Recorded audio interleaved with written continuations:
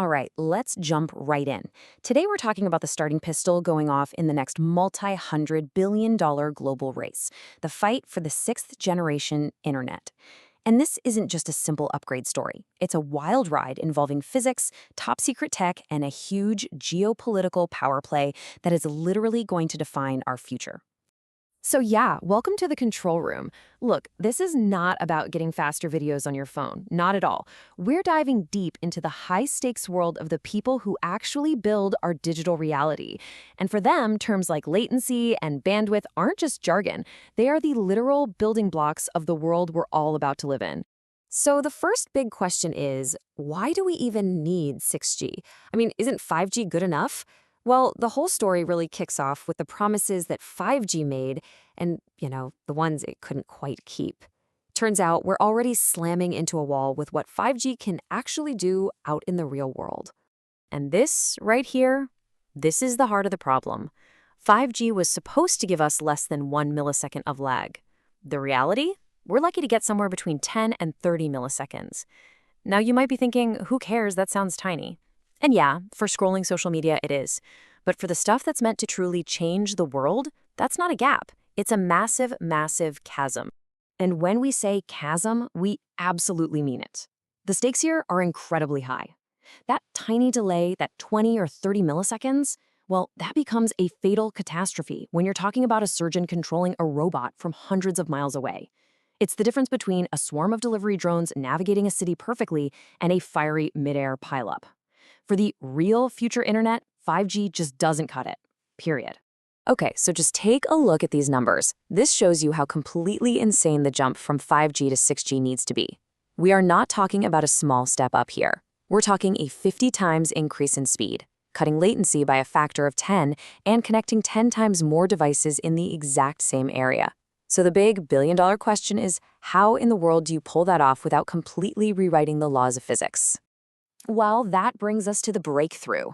The answer, it turns out, was kind of hiding in plain sight, in a part of the airwaves that a lot of people had just ignored. Engineers have found what they're now calling telecom's new gold, a perfect strategic sweet spot in the electromagnetic spectrum. Now, to really get why this is such a huge deal, you have to understand one simple but totally unforgiving rule of physics. For decades, it's been a nightmare for engineers. It's this brutal trade-off, right? If you want crazy fast speeds, you have to use super high frequencies. The problem is those high-frequency signals are ridiculously fragile. I mean, they can literally be blocked by a single leaf on a tree. So this has always been the big dilemma. You can use low frequencies. Those go really far, they punch right through walls, no problem. But they're like trying to drink a milkshake through a tiny coffee stir. There's just not enough bandwidth for the ocean of data 6G needs. On the other hand, you've got high frequencies, which are like a giant fire hose of data, but the signal dies after a few feet, which means you'd have to build a cell tower on, like, every single street corner. Neither of those works for a global 6G network. And that is where the 7 gigahertz band comes in. This was Samsung's big aha moment. It is the perfect compromise. Think of it as a massive, multi-lane superhighway for data, but it also has a signal that's strong enough to cover a wide area. So you get the speed and the range. It's the absolute best of both worlds. Okay, so finding the right frequency, that's awesome, but it's only half the battle. You still need some serious hardware to actually use it, to break through that wall of physics. And this is where Samsung pulled out its secret weapon, an antenna technology so powerful, people are describing it as being injected with steroids. It's called X-MIMO. Now, if you follow this stuff, you might have heard of massive MIMO for 5G.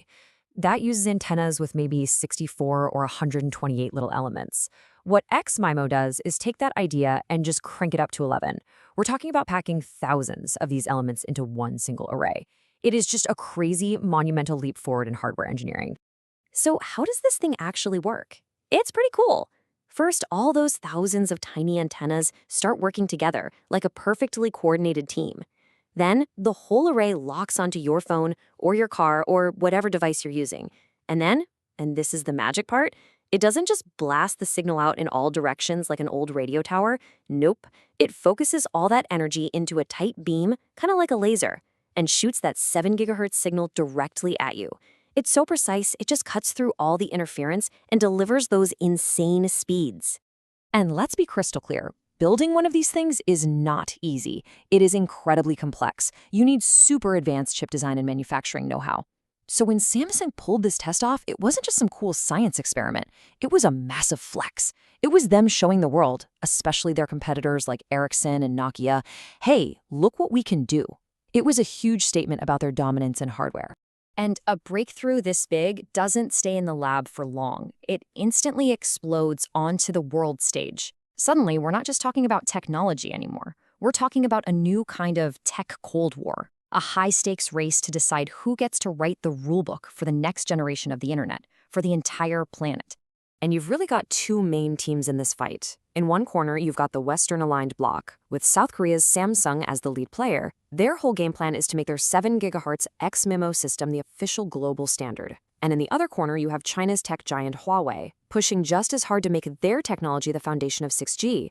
And believe me, whoever wins this gets to shape the future and make an unbelievable amount of money. So you see, that Samsung test wasn't just for show. It was a brilliant strategic move, like a grandmaster in a chess match. By proving their tech actually works in the real world and that it can be commercially viable, they've given themselves a massive advantage in those boring but super important global meetings where all the standards get decided. It was a huge tactical shot across the bow. Okay, so we've got the tech, we've got the geopolitics, but let's get to the real question here. Why does any of this matter? What does the 6G world even look like? What are we going to do with all this power? And the answer comes down to one core idea: instantaneous synchronization. And this is maybe the most important thing to get.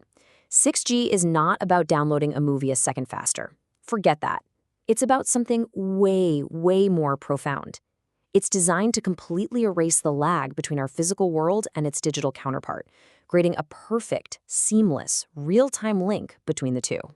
And once you do that, well, a whole new universe of possibilities just opens up. We're talking about mobile holographic calls that are so real it feels like the other person is standing right there in the room with you. We're talking about creating a perfect digital copy, a digital twin, of an entire city or a factory that's perfectly synced up in real time. And yeah, we're talking about those surgical robots and autonomous cars running on a massive AI in the cloud with absolutely zero lag. So, there you have it. The race is on. This isn't about research papers anymore. We're talking about real, live silicon making this happen. But now comes the hard part. Now this amazing technology has to face the real world, with all its regulations, money problems, and fierce global competition. And here in the United States, there's a big, big problem. That golden 7 GHz frequency band, it's already packed. The military and other government agencies are all over it. So this Samsung test is a huge wake-up call for American regulators, like the FCC. They have to move fast to clear out that spectrum for commercial use, or the US is going to risk falling way, way behind Asia in this race. And you can't forget about the money. Wall Street is watching all of this very closely. Remember, telecom companies just spent billions and billions of dollars on 5G, and they're still paying that off.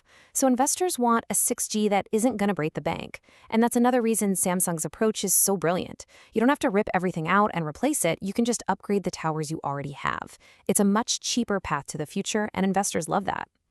And this really just sums it all up, doesn't it? The 6G race has officially left the lab and entered the real world. And its shockwaves are about to be felt everywhere.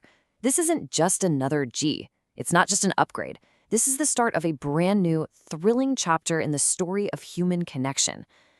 Which, of course, leaves us with one final massive question. The starting gun has fired. The first major move has been made on the board. So now we all get to watch and see who will win this incredible race to build the very foundation of our future reality.